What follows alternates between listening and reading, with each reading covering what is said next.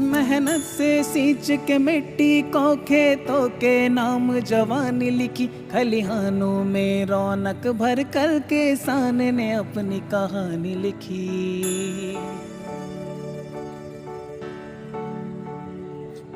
एक डोर है वो कुर्बानी की, उम्मीद उन्हीं से रोशन है।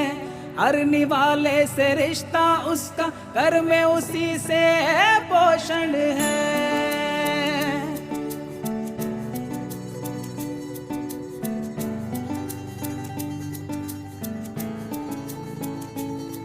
जब वक्त पड़ा था सख्त कहीं तो इसने सब्र से काम लिया, खाली ना रहने दी थाली जिस थाली को इसने थाम लिया।